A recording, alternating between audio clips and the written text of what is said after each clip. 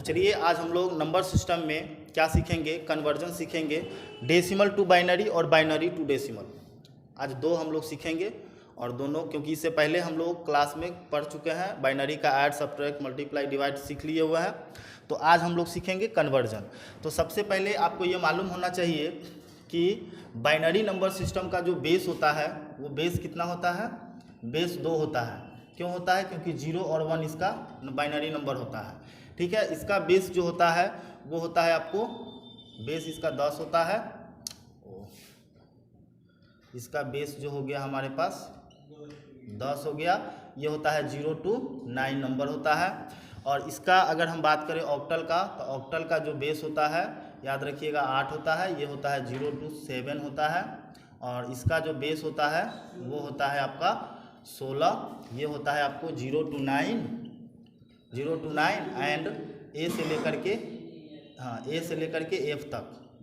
ठीक है, ये हो जाता है। अब हम लोग सीखेंगे कन्वर्जन। कन्वर्जन में हम लोग अभी सीखते हैं क्या, decimal to binary, decimal to binary, ये हम कन्वर्जन सीखने वाले हैं अभी। देखिए, अगर कोई नंबर है, मान लीजिए यहाँ पे हम दे देते हैं 35 और बेस में हम दे देते हैं 10। अगर यहाँ पे 35 है, बेस 10 है, मतलब हम समझ रहे हैं कि ये कौन सा नंबर है, ये हमारा डेसिमल नंबर है। इसको बाइनरी में हमको चेंज करना है। तो बाइनरी में चेंज करने के लिए क्या करेंगे, सबसे पहले यहाँ पे लिख लीजिए 35, ठीक है, और इसको इस तरह से फैक्टर करते हैं। क्या करते हैं? फैक्टर। 2 से लगाइए तो कितना होगा, 17 2 जा 34 और रिमाइंडर क्या होगा 1। तो रिमाइंडर इधर लिखते हैं, ठीक है। फिर 2 से लगाइए, 8 दूना 16, फिर आएगा 1। फिर 2 से लगाइए, 4 दूना 8, रिमाइंडर आ गया 0, ठीक है।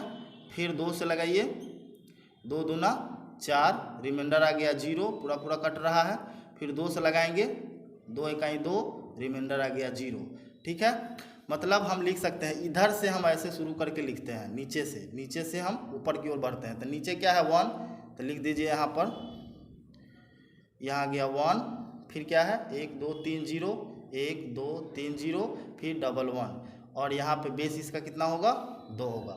ये हमारा क्या हो गया, बाइनरी में बदल गया। ठीक है, डेसिमल को बाइनरी में हमने चेंज कर दिया। एक और क्वेश्चन ले लेते हैं, दूसरा ले लीजिए 75 का। 75 डेसिमल है, इसका बाइनरी में क्या होगा, है ना। तो सबसे पहले क्या करेंगे, 75 का फैक्टर करेंगे।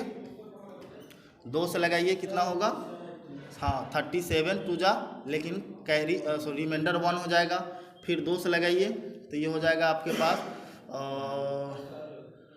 18 दूना 36 हो जाएगा, 1 हो गया। 9 दूना 18, यहाँ पे हो जाएगा 0, क्योंकि रिमाइंडर नहीं बनेगा, ठीक है। और यहाँ पे आइए, 2 से 4 दूना 8, रिमाइंडर क्या हो गया 1। फिर यहाँ पे 2 से लगाएंगे, 2 दूना 4, रिमाइंडर आया 0।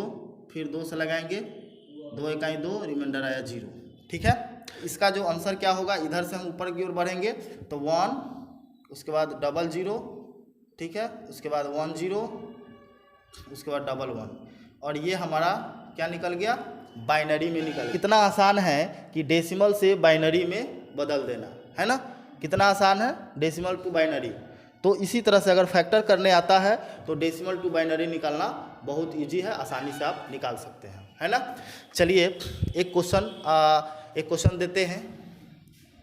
एक क्वेश्चन है आपका 91 डेसिमल, इसका बाइनरी नंबर क्या होगा। आप लोग कमेंट करके ज़रूर बताइए कि इसका बाइनरी नंबर क्या होगा, ठीक है।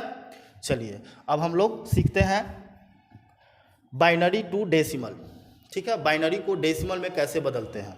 चलिए इसको पहले मिटा देते हैं। हमने क्या किया, पहले वाला ही क्वेश्चन रख दिया और इसी को हम निकाल करके देखते हैं, ठीक है ना। यहाँ पे बाइनरी है, ये है डेसिमल, तो अब हमको बाइनरी से डेसिमल लाना है। अभी तो हमने क्या किया है, डेसिमल टू बाइनरी, अब बाइनरी टू डेसिमल हम लोग कैसे करेंगे। तो सबसे पहले यहाँ पे जो नंबर है उसको लिख लीजिए 1 0 0 0 1 1, ठीक है।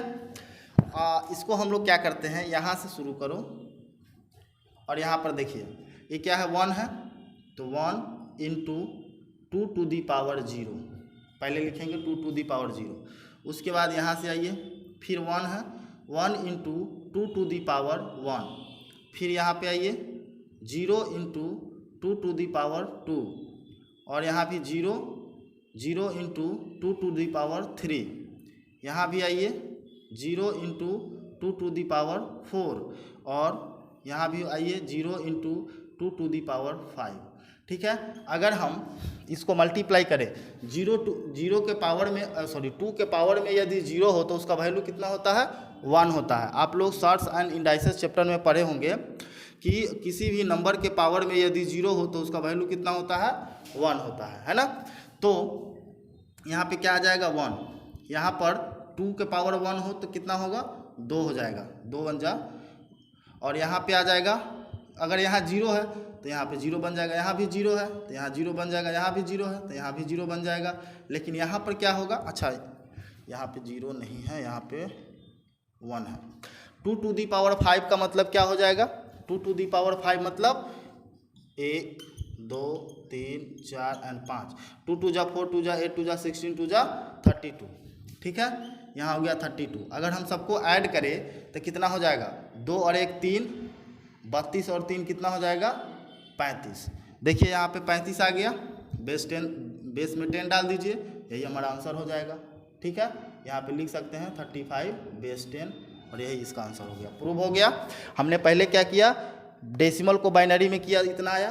अब इसी बाइनरी को डेसिमल में कन्वर्ट किए तो सेम आंसर आ गया, मतलब ये हमारा क्या है, एकदम करेक्ट है। ठीक है, चलिए एक और क्वेश्चन है, इसको भी हम लोग प्रूव कर लेते हैं। दूसरा नंबर को देखिए 1 0 0 1 0 1 1, इसमें भी क्या करेंगे, 1 है तो 1 इंटू 2 टू दी पावर 0 हो जाएगा।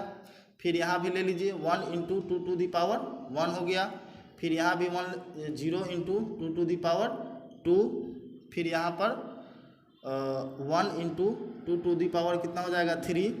यहाँ ले लीजिए 0 इंटू 2 टू दी पावर 4, यहाँ आ जाएगा 0 into 2 to the power 5, and यहाँ आएगा 1 इंटू 2 टू दी पावर 6। ठीक है, अब इसका क्या होगा, देखिए 2 टू दी पावर 0 मतलब 1 इंटू 1 इज इक्वल टू 1, 2 1 जा 2, यहाँ पे 2 हो जाएगा। यहाँ पे 0 है तो यहाँ पे डायरेक्ट 0 लिख दो। यहाँ पे 2 टू दी पावर 3 है तो इसका आंसर क्या हो जाएगा, 8।